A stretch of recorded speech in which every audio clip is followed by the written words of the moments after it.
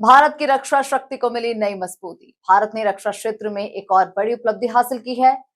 DRDO ने multi layered ballistic missile defence system का सफल परीक्षण किया है। यह सिस्टम 5000 किलोमीटर दूर से आने वाली बैलिस्टिक मिसाइलों को हवा में ही नष्ट करने की क्षमता रखता है। इसी के साथ ही भारत इस अत्याधुनिक तकनीक वाले चुनिंदा देशों की सूची में शामिल हो गया है। रक्षा विशेषज्ञ इसे देश की सुरक्षा के लिए कड़ा कदम बता रहे हैं, जबकि रक्षा मंत्री राजनाथ सिंह ने इसे आत्मनिर्भर भारत की दिशा में महत्वपूर्ण उपलब्धि बताया है।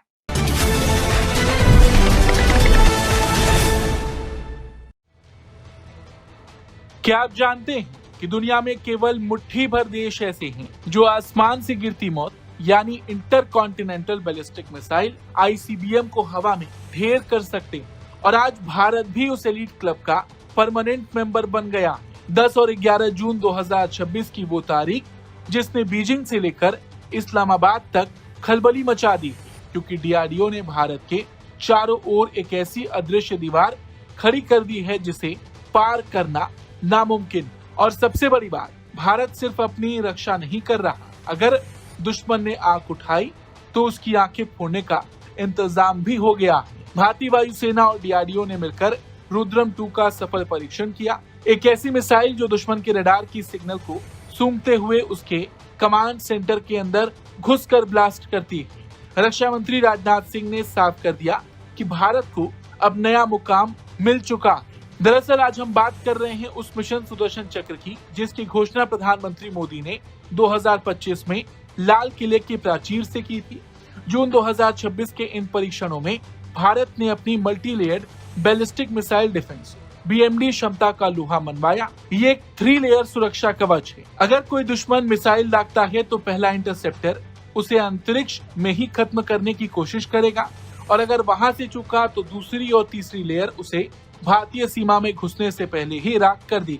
डीआरडीओ के वैज्ञानिकों ने बताया कि इंटरसेप्टर्स ने अपने लक्ष्यों को डायरेक्ट हिट किया। ये तकनीक इतनी आधुनिक है कि ये दुश्मन की उन मिसाइलों को ट्रैक कर सकती है जो अपनी दिशा बदलने में माहिर है। अब बात करते हैं उस मिसाइल की जिसने रक्षा विशेषज्ञों को हैरान कर दिया, रुद्रम 2।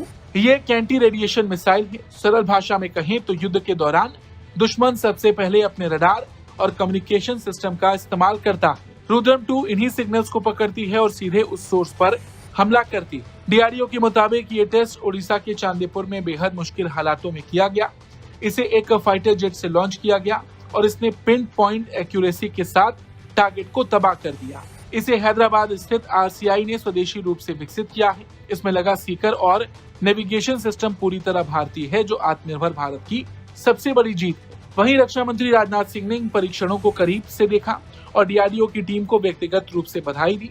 उन्होंने कहा, ये परीक्षण साबित करते हैं कि भारत अब केवल सुरक्षा के लिए दूसरों पर निर्भर नहीं है, हमारे पास अपनी रक्षा करने की और जरूरत पड़ने पर निर्णायक प्रहार करने की पूरी ताकत। वहीं रक्षा अनुसंधान विभाग के सचिव राजेश कुमार सिंह ने भी इस बात पर जोर दिया कि कैसे भारतीय इंडस्ट्री और डीआरडीओ की प्रयोगशालाएं डीआरडीएल, एचईएमआरएल, एआरडीई ने मिलकर इस नामुमकिन काम को मुमकिन बनाया है। और सबसे बड़ी बात, सिर्फ जमीन और आसमान ही नहीं, समंदर में भी भारत ने अपनी धाक जमाई है। इसी दौरान naval anti ship missile medium range का पहला सफल फ्लाइट टेस्ट भी किया गया।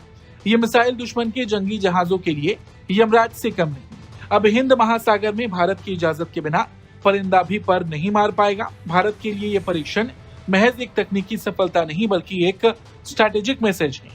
भारत के पास अब आईसीबीएम लेवल का डिफेंस है जो पड़ोसी देशों की मिसाइल धमकियों को बेअसर कर देता है। मिशन सुदर्शन चक्र का सबसे बड़ा उद्देश्य देश के नागरिकों और बुनियादी ढांचे जैसे पावर प्लांट, बांध और मेट्रो शहर को सुरक्षित रखता है। भारत अब उन 4 से 5 देशों में शामिल है जिनके पास अपना खुद का मल्टी लेयर बीएमडी सिस्टम है। खैर, डीआरडीओ की ये कामयाबी हमें बताती है कि भारत अब रक्षा के क्षेत्र में फॉलोअर नहीं बल्कि लीडर बन रहा है। रुद्रम 2 और सुदर्शन चक्र केवल हथियार नहीं, ये 140 करोड़ भारतीयों के भरोसे का प्रतीक है। आपको क्या लगता है, क्या भारत को अब अपनी डिफेंस टेक्नोलॉजी को दूसरे देशों को एक्सपोर्ट करना शुरू कर देना चाहिए?